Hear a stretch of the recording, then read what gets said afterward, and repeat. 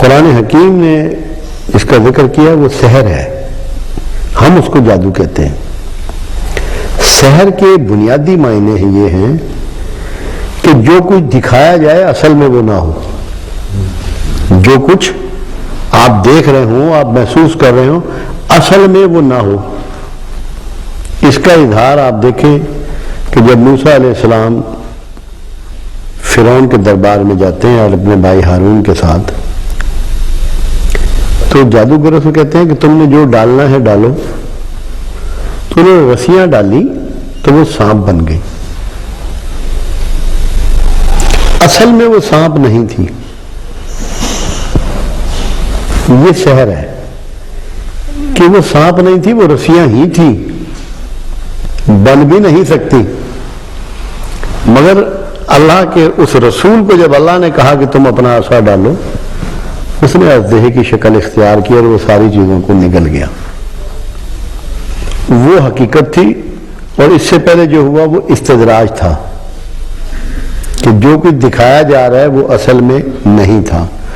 تو سحر کی بنیاد اس چیز پر ہے، جو آپ محسوس کرتے ہیں، جو آپ سمجھتے ہیں، جو آپ دیکھتے ہیں، اصلاً وہ نہیں ہوتا، وہ اصل میں نہیں ہوتا۔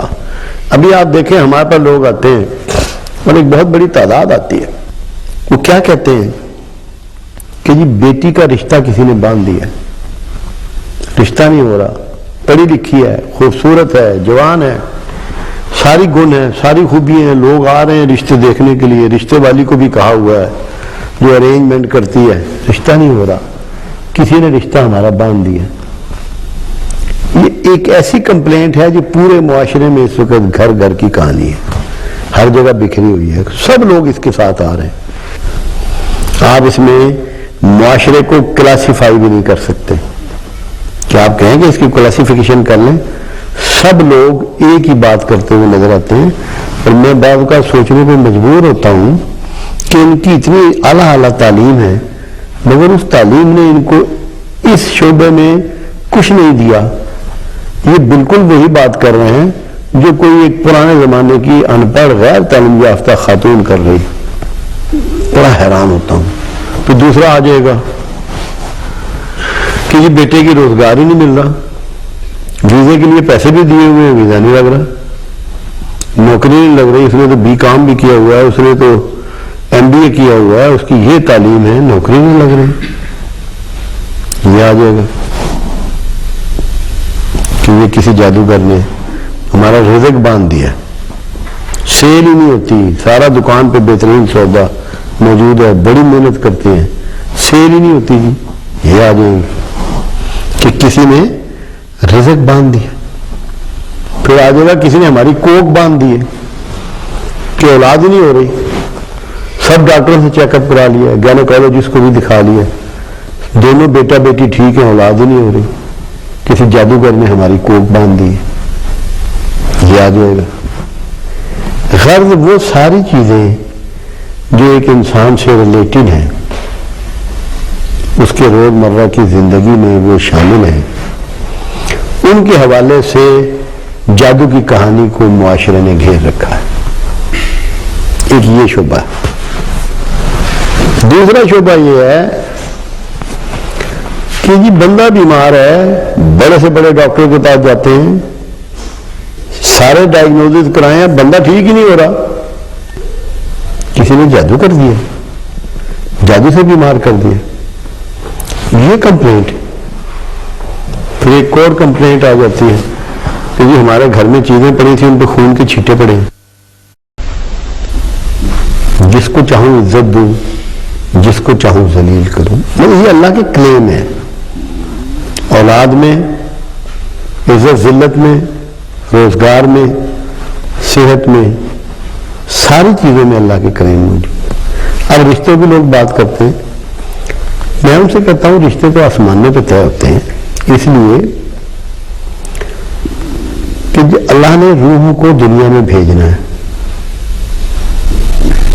تو بھیجنے سے پہلے وہاں لکھا جاتا ہے کہ یہ فلاں ماں باپ اس کے ہوں گے جن کے ہاں یہ روح جائے گی۔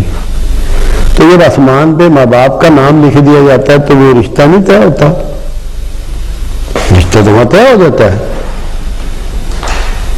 آپ تو یہاں ارینجمنٹ دنیا داری کے کرتے ہیں، پروگرام تو اس نے سارا سیٹل کر لیا ہوتا ہے. ہمیں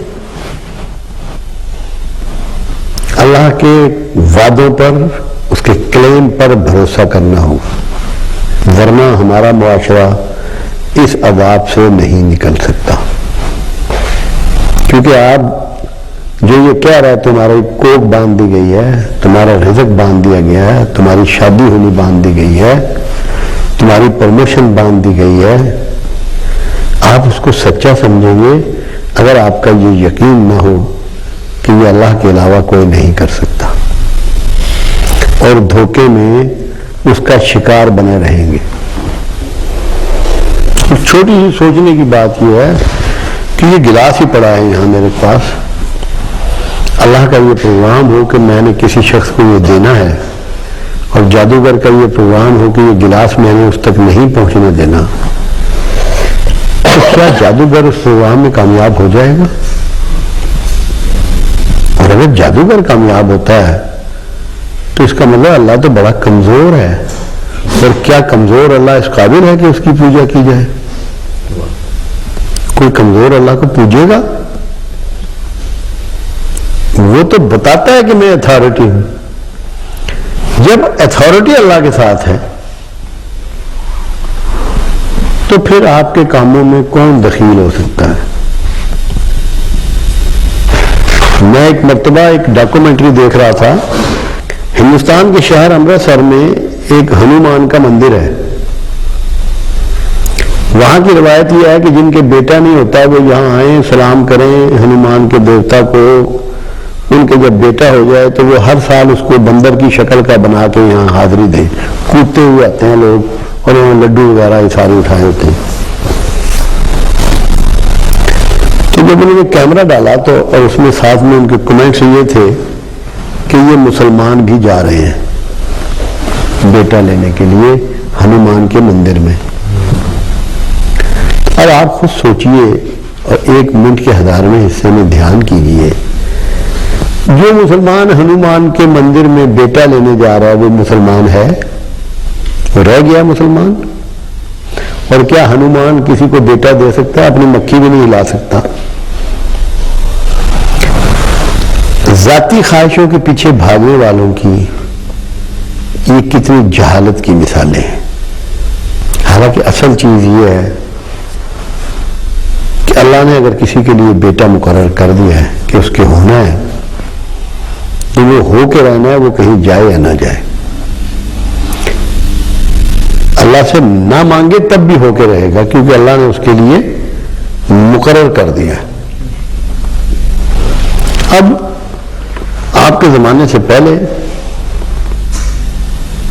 روز اول سے جادو دنیا میں ہوتا رہا ہے، آج بھی ہو رہا ہے، مگر اس کی لمیٹیشنز ہیں اور اس کے علاج موجود ہیں.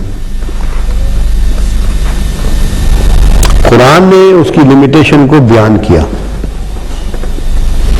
سورہ بقرہ میں یہ سلیمان علیہ السلام کے عہد سلطنت کی زمانے کی بات ہے کہ 2 فرشتے بازاروں میں بیٹھتے، ہاروت و ماروت. سورہ بقرہ میں اس کا ذکر ہے، آیت نمبر 102 میں. اور وہ لوگوں کو جادو سکھاتے، لوگ ان سے جادو سیکھنے کے لیے آتے، مگر وہ جادو یہ ہوتا تھا کہ میاں بیوی کے درمیان اختلاف ڈلوا دیا جائے، اور ایسا نہیں بھی ہو سکتا اگر اللہ نہ چاہے. اگر اللہ نہ چاہے، اللہ اگر نہ چاہے تو یہ ہاروت و ماروت ہو یا کوئی بھی ہو، وہ ایسا نہیں کر سکتے. جو غلط فہمی پیدا کرنے کی ان پہ استدلال طاقت دی گئی، یہ میکسیمم ان کا ایک تھا جو وہ کر سکتے تھے. اور یہی اللہ کے رسول صلی اللہ علیہ وسلم نے اس کو بیان میں فرمایا. اور ایسا کرنے والا جو ہے آخرت میں ان کا حصہ نہیں ہے.